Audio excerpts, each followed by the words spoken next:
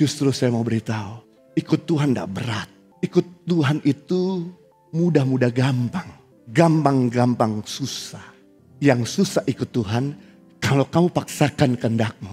Selama kamu mengikuti kehendak Tuhan, semua akan dipermudah. Seperti Maria.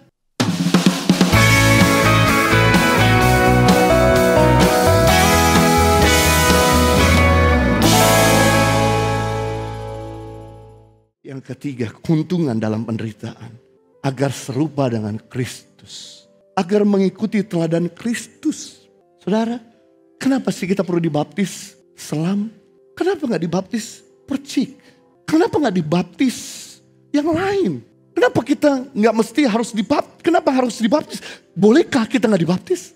Sekali lagi, Yesus datang jauh-jauh dari Nazaret ke Danau Galilea, ke Sungai Yordan, itu untuk menyerahkan diri dibaptis sama manusia.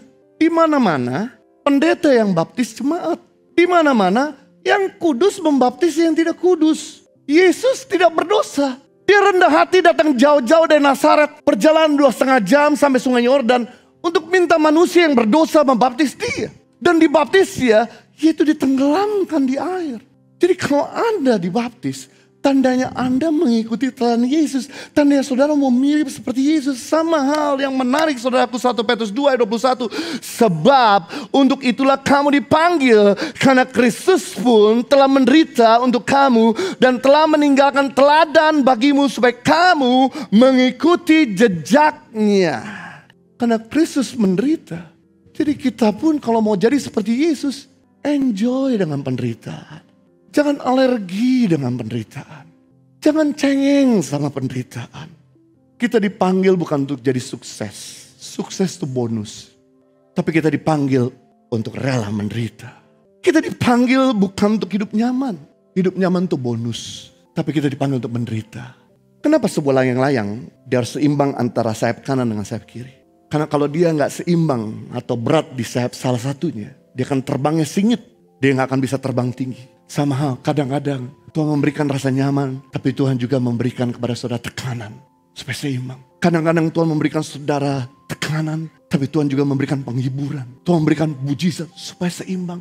Karena kalau Anda terus ditekan, mengakibatkan Anda jadi gak menikmati hidup. Tapi kalau Anda terus menikmati hidup tanpa tekanan, akhirnya Anda gak mengalami pertumbuhan. Makanya kedua ini harus seimbang. Yesus hidup di atas surga, hidup dalam kenyamanan, dia turun ke muka bumi ini untuk menderita. Supaya kita mengikuti teladan kita. Supaya kita mengikuti teladannya. Menderita bersama dengan dia. Pak, ikut Tuhan kok berat banget sih Pak. Justru saya mau beritahu, ikut Tuhan tidak berat. Ikut Tuhan itu mudah-mudah gampang. Gampang-gampang susah. Yang susah ikut Tuhan kalau kamu paksakan kehendakmu. Selama kamu mengikuti kehendak Tuhan, semua akan dipermudah. Seperti Maria, waktu dia hamil, mengandung dari Roh Kudus. Dia takut. Secara tradisi Yahudi, aku akan dibuang dari keluargaku. Aku akan dikucilkan dan tidak terima warisan dari keluargaku. Aku akan dirajam batu sama orang-orang Yahudi. Aku akan mati. Sepertinya menanggung sebuah penderitaan yang besar. Aku akan ditinggalkan sama tunanganku Yusuf. Tapi saya belajar dari Maria.